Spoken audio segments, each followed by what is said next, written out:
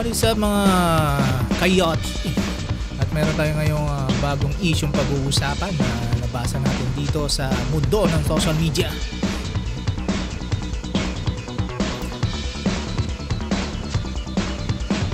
Mga dalawang rason kung bakit hindi pupunta at bakit hindi makakapunta ang ating ex-president na si PRRD. Garma na huli sa San Francisco, California. Anong nangyari? Yan ang mga pag-uusapan natin ngayon.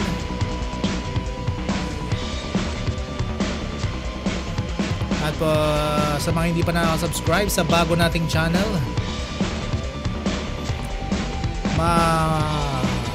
kaahon lang mga kaibigan ng channel na to at sana supportahan ninyo.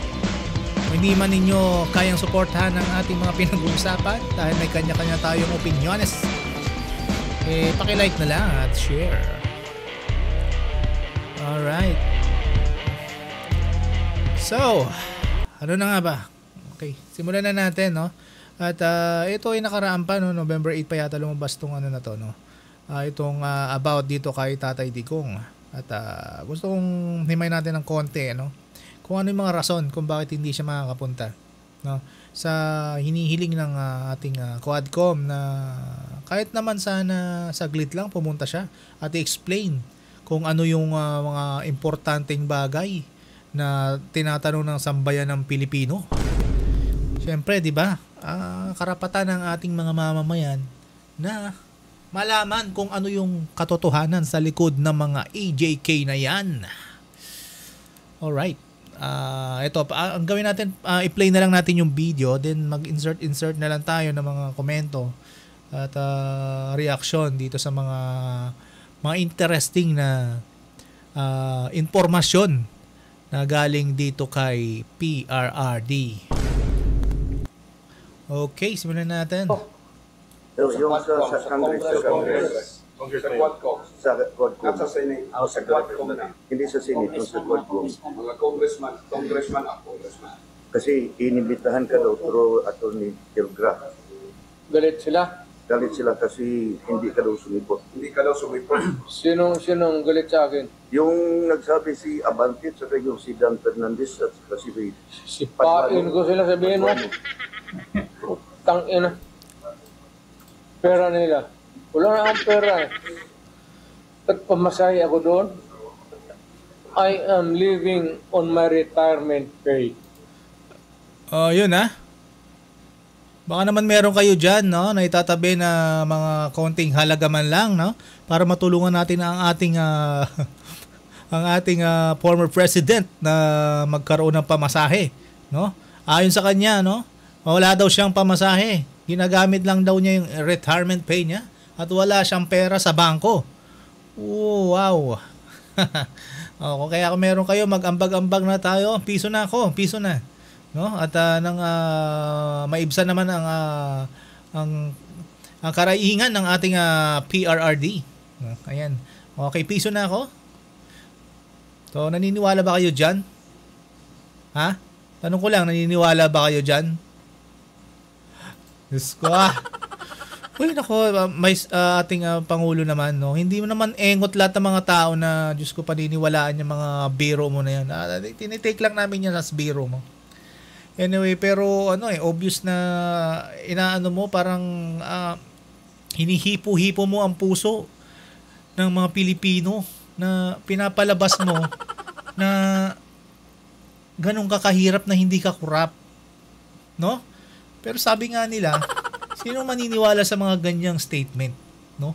Na isa kang mahirap at walang mga luxury na bagay sa iyong buhay, walang mamahaling motor, sasakyan, bahay, at kung ano-ano pang mga materyales sa mundong ito, no? Na hindi ka kumurap, hindi ka tumikim sa katas ng taxes ng mga Pilipino, di ba? Yan ang statement ng ating PRRD. So, bahala kayo kung gusto nyong maniwala dyan. Basta hindi ako maniniwala dyan. Alright. Tuloy natin. I never, kayo taga Davao kayo, lakin tayo, kababata tayo dito.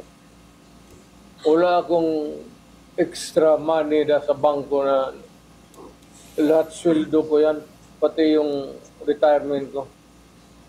Sila pa ang galit ngayon. Buang. At sinabi pang ipakuntim ka daw. Sige daw. Si Paduano nagsabi, kaniha lang. Sino? Paduano. Yung Congressman Paduano. Congressman Paduano. Kasi, Sino yung unggoy na yan? di ba kung taga saan yan? Kasi yung actor na diyan, si Dan Fernandez, Abante at Paduano. Nag-contempt sa lahat. You don't scare me a bit. Galing na ako pagka-presidente, huwag nila akong kanunin. Galing na ako sa Congress. Na mayor ako, na congressman ako, na presidente na ako. Do not give me that shit. Bihin mo sa kanila. Totoo bang may impartiality na kita mo ngayon, sir? Wala man siguro, but So ano, siguro kung madalas kayo manood ng mga gantong klaseng video ni Digong, no, masasanay na kayo no? Paumanin nila sa mga mura-mura. Pag may mga anak kayo dyan, huwag nyo papanood sa mga ganitong klase ng mga content, no? Dahil ma-adapt na mga kabataan yan. Magiging parang sa kanila normal na lang yung ganyang pagmumura. Para ano pa yung mga gandang mga leksyon sa paaralan, no? Kung paniniwalaan natin yung mga ganito na okay lang magmura. So, paki-excuse natin yung mga anak-anak natin dyan kung meron kayong mga bata dyan, maraming mura dito. At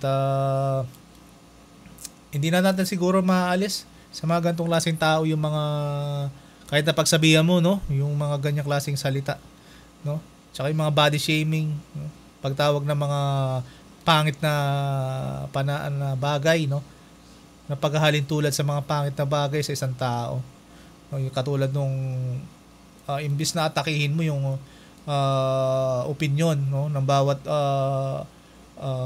issue ng bawat isa, magkaroon ka ng opinion, nag-a-ad hominem ka pa, no? Imbis na yung issue pupunta ka doon sa tao, ano, at yun ay hindi magandang bagay para sa mga bata, no?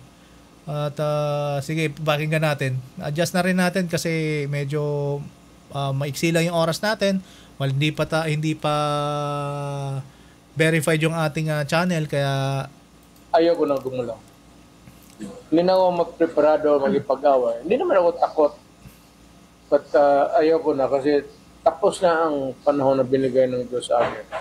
I was given the responsibility of the mayor, of being a prosecutor, mayor, president. Hindi, I cannot be the guardian of my people for all time. Pero bakit meron pang gustong bumalik ka? Ayaw ko na. Ayaw ko na rin pumatay. Kasi At yung mga vlogger, daming mga vlogger ngayon, gusto, Duterte, may iba din. wala na ang kamay ko. Nagtigas na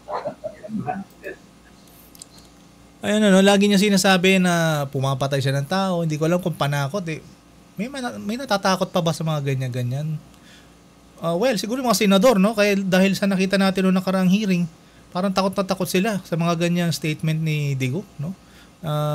Parang talagang hindi mo alam kung meron silang tatanawan ng utang na loob. At ganoon na lang ang pagbaby nila sa mga ating PRRD, no, nung nakaraang hearing sa Senado. Ito sinasabi nga niya dito na ayaw niya na daw, no? Parang ayaw niya ng kailan lang, no, may narinig ako, ito yata yung video na yun. Ito rin yung setup, no, may hagdan sa likod. Ito rin yung lugar na sinabi niya na ayaw niya ng politiko. Maatras na ba talaga siya? Hindi natin alam. Kasi alam mo naman tong si PRRD talagang ang dami-daming nito, mga sinasabi, pero hindi naman talaga makatotohanan dahil minsan binabawi niya lang lahat ng mga bagay na sinasabi niya. Kinabukasan, iba na. Ay nako, PRRD. No, nakakalito dapat siguro, kaya nga hindi ko na siniseryoso no. Kailangan lang natin siyang pakinggan dahil sa mga tanong ng ating Quadcom, no. Sa totoo lang, wala naman na siyang say sa ating gobyerno dahil wala na siyang posisyon. So, ibig sabihin, wala na siyang immunity. Lahat ng pwede natin isakaso sa kanya, mga ikakaso nyo na. Pero ang dami pa rin taong natatakot, ewan ko, dahil siguro sa style nito na mahilig talaga manakot. No? Sana nga, para sa ikabubuti ng ating bansa, huwag ka na tumakbo. No? At ikabubuti rin ng Davao. Huwag ka na rin mag-mayor. Sir, no? Huwag na rin po kayo mag-mayor. Ibigay nyo lang ninyo po sa mga Nograles yan.